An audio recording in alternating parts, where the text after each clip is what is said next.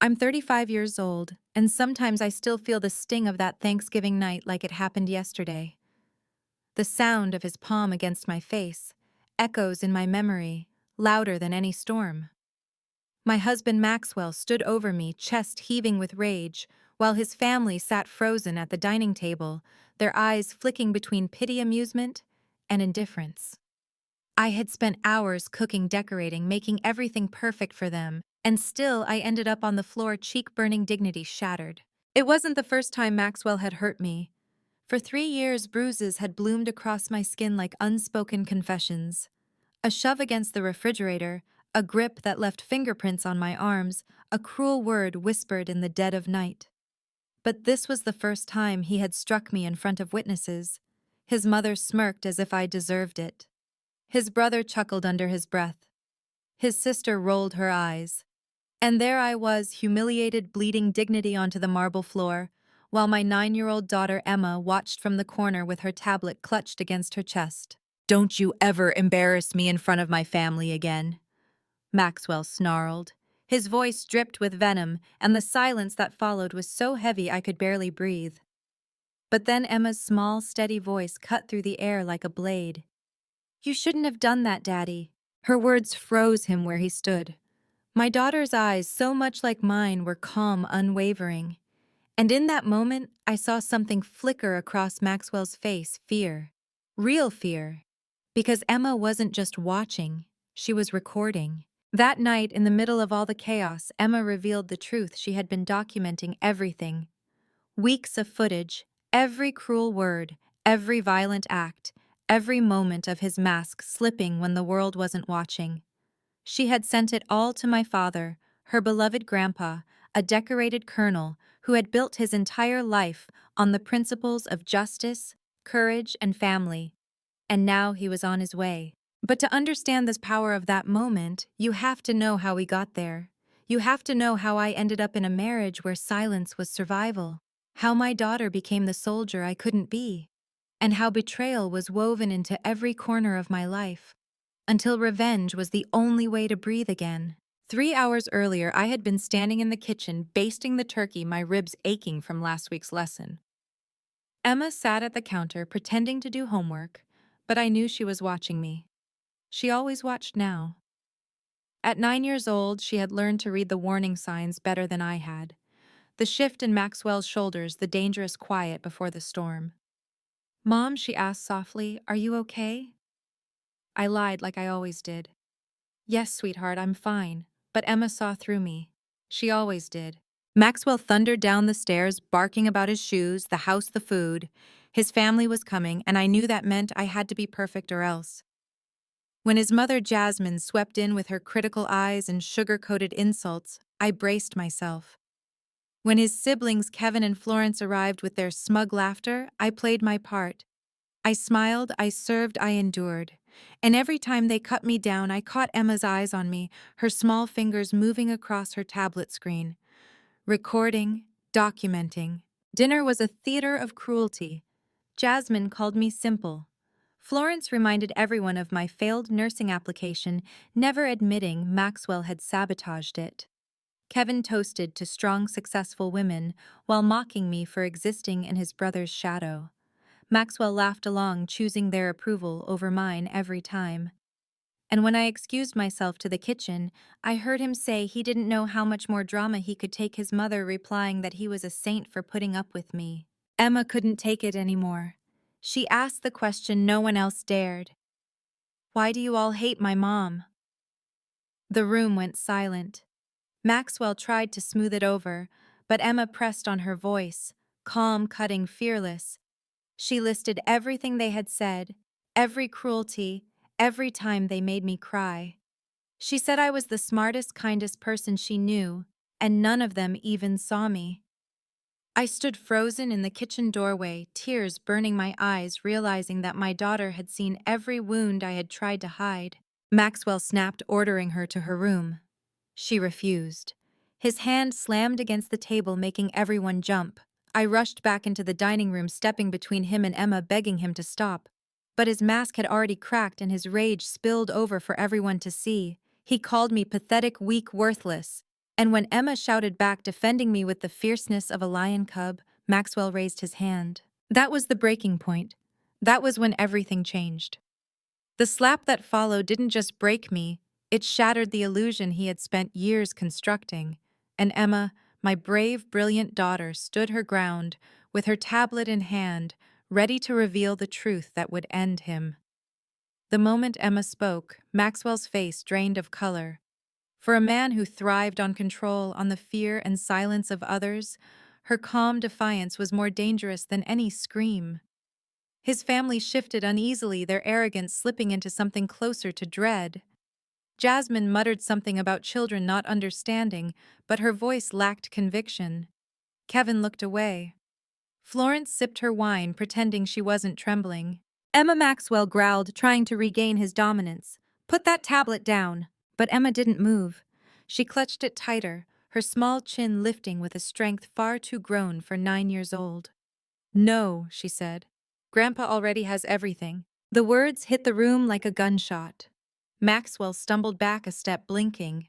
My heart lurched. My father, my steady, unyielding father, knew. For the first time I felt the chains around my chest loosen. Maxwell tried to laugh it off, a hollow sound. "She's just a child. You really think anyone would believe her over me?" He gestured around the table, desperate for support. But none came. His siblings avoided his eyes. Even Jasmine looked pale, her confidence faltering. The truth was, everyone in that room had just witnessed what he was capable of. I reached for Emma, pulling her against me, my cheek still stinging from his hand. For years, I had told myself staying was safer, that leaving would destroy us both. But watching my daughter stand unflinching before her father's wrath, I realized she was braver than I had ever been. She hadn't inherited my silence, she had inherited my strength. The night unraveled quickly after that. Maxwell barked orders, demanded phones, shouted that he was being set up. But the more he spoke, the more unhinged he sounded.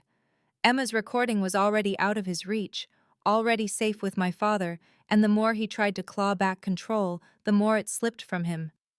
His family, once his greatest enablers, sat in stunned silence. They couldn't protect him from the truth any more than I could. When the police arrived, summoned by a neighbor who had heard the shouting, Maxwell's rage collapsed into pleading. "This is a misunderstanding," he stammered. "She's exaggerating. I didn't." But Emma stepped forward, her voice steady. "You did, and I recorded it." The officers listened as I handed them the evidence Emma had kept hidden for weeks. Every insult, every bruise, every confession he thought no one else had heard, it was all there.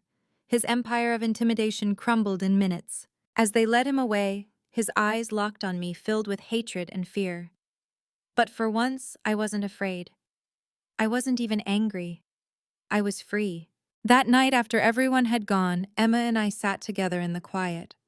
I brushed her hair back, kissed her forehead, and whispered, "You saved me." She looked up at me with those steady eyes older than her years. "No, Mom. We saved each other." The days that followed were a blur of court dates, statements, and whispered apologies from his family. They tried to reach out to excuse themselves, to say they didn't know. But I refused to listen. They had watched me suffer for years and stayed silent. Their guilt wasn't mine to carry. My father arrived 2 days later, wrapping me in the kind of embrace that made me feel like a child again. When he held Emma, he whispered something I'll never forget. "You're braver than any soldier I've ever met." And he was right. Emma was the hero of this story, not me.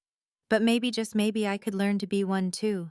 As weeks turned into months, I found strength in places I had forgotten existed. I filed for divorce. I rebuilt my nursing career. I took Emma to therapy to give her the tools to heal from the scars Maxwell had left behind. Together, we painted our new apartment, filling it with colors he would have mocked, laughter he would have hated, love he never deserved. But the story didn't end there. Because revenge, real revenge, wasn't about watching Maxwell lose everything. It was about reclaiming the pieces of myself he had stolen. It was about teaching Emma that survival was not shameful, that healing was not weakness, and that silence would never again be our prison. The divorce hearing stretched on for months, each session a battlefield of lies and truth. Maxwell came into the courtroom, dressed like a victim, his lawyer spinning tales of an overdramatic wife and a manipulative child. He smirked across the table as if the years of bruises and humiliation could be reduced to exaggerations. But what he hadn't counted on was the sheer weight of evidence. Emma's recordings weren't just shaky videos of arguments. They were hours of carefully documented abuse, time-stamped and undeniable. The jury watched him sneer, curse, and threaten in his own voice in his own home. His arrogance became the rope he hung himself with. The day the judge granted me full custody of Emma was the day I felt the ground shift beneath my feet. For so long I had lived in fear of losing her, of him twisting the system the way he had twisted everything else. But when the gavel fell, the chains finally broke. Maxwell's eyes darkened as he realized what it meant.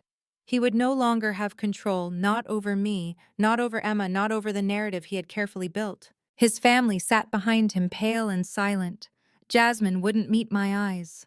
Florence fiddled with her phone, desperate to look busy, while Kevin whispered something under his breath. They had spent years propping him up, defending him, mocking me. And now they were powerless witnesses to his downfall. After the hearing, Jasmine approached me in the hallway, her lips trembling. "I didn't know it was this bad," she murmured. I stared at her, remembering her smirk the night he slapped me in front of her, remembering the way she laughed at his cruel jokes. My voice was steady when I replied, "You knew enough. You just didn't care." Then I walked away, leaving her to choke on her silence. Emma and I began to rebuild. Our small apartment became our sanctuary. We painted her room, lavender-strung fairy lights across the ceiling filled the shelves with books and the corners with laughter. At night she crawled into my bed sometimes, her little hand gripping mine as she whispered, "We're safe now, right?" And I would kiss her forehead and promise, "Yes, sweetheart, we're safe." But even in safety, the echoes remained. I would flinch at the sound of raised voices in the street. Emma would cry at night, nightmares pulling her back into moments she was too young to carry. Healing wasn't a straight path. It was a winding road full of shadows and sudden drops. Yet with each passing day, the light grew stronger. We were no longer surviving. We were living. One evening, months after the divorce was finalized, Emma brought me her tablet. She had started using it not to record fear, but to create. Drawings, stories, videos of us cooking together. She showed me one clip where she had pointed the camera at herself. Her eyes were bright, her smile wide. "Hi," she said into the lens. "My mom is the strongest person I know. She thinks I saved her, but she saved me too. And we're going to be okay." I watched it with tears streaming down my face. For years, Maxwell had convinced me I was weak, pathetic, unworthy. But seeing myself through Emma's eyes, I finally understood the truth. I wasn't weak. I had survived hell, and I had walked through it holding my daughter's hand. Together, we had made it out. When Maxwell was eventually sentenced to serve time not just for domestic abuse, but for financial crimes uncovered during the investigation, it didn't feel like triumph. It felt like closure. The world would finally see him for who he was, and I no longer needed to carry the burden of his secrets. Revenge had never been about destroying him. It had been about reclaiming myself, about breaking the silence, about showing Emma that our voices mattered. And as I tucked her into bed that night, listening to her soft breathing, I knew that was the greatest victory of all. The day Maxwell was led away in handcuffs, the sky outside the courthouse was gray, heavy with rain. I stood on the steps holding Emma's hand, watching as the man who once towered over me with cruelty now looked small, fragile, and powerless. He glanced back at us, once his eyes full of hate, but it didn't pierce me anymore. His gaze had no weight, no power, no hold. For the first time in years, I wasn't afraid. Emma squeezed my hand. "It's over, Mom," she whispered. And she was right. The storm that had ruled our lives was finally gone. But freedom didn't mean forgetting. Healing wasn't about erasing what had happened. It was about choosing how the story would be remembered. Emma and I chose to honor the strength that carried us through. We went to therapy together, rebuilt routines, laughed louder, loved harder. Each scar, both visible and hidden, became a reminder not of what we had lost, but of what we had survived. There were days when the shadows crept back in, when I would wake in the middle of the night, heart racing, expecting to hear his footsteps in the hallway. There were moments when Emma would flinch at sudden anger in a stranger's voice. But we faced those moments together, speaking them aloud instead of burying them. Silence had been our prison. Honesty was now our freedom. As months passed, my career flourished. I returned to nursing school, this time unstoppable. This time supported not by fear, but by determination. Emma thrived too. Her drawings covered our walls full of color and joy. She even began writing her own little stories, always with themes of bravery, kindness, and justice. She was healing not as a victim's daughter, but as a girl who had discovered her own voice, far too young, and chose to use it. One evening, sitting on our tiny balcony with mugs of hot chocolate, Emma turned to me and said, "Mom, do you think we'll ever forget everything he did?" I thought for a moment, then shook my head gently. "No, sweetheart. We'll remember. But remembering doesn't mean we're still trapped there. It means we know how strong we are. It means we'll never let anyone treat us like that again." She nodded, smiling faintly, her eyes reflecting both wisdom and innocence. And in that moment, I realized that what Maxwell had tried to destroy had instead become the foundation of something unbreakable. Revenge had felt sweet for a while, watching his world crumble, hearing the judge strip away his power. But the deeper satisfaction wasn't in his downfall. It was in our rise. It was in Emma's laughter filling the apartment, in the warmth of our new traditions, in the peace of knowing I had broken the cycle for good. If you're listening to me now, maybe you felt the sting of humiliation from someone who was supposed to love you. Maybe you've been told you're weak, worthless, invisible. I need you to hear this. You are not weak. You are not alone, and you do not have to stay silent. My story isn't just about betrayal, it's about the power of standing back up even when the world thinks you've been broken. It's about the daughter who reminded me of my strength, and the woman I finally became because of her. Thank you for walking this journey with me. If my story touched your heart, please like this video, share it with someone who needs to hear it, subscribe for more, and leave a comment below. I would love to hear your story too.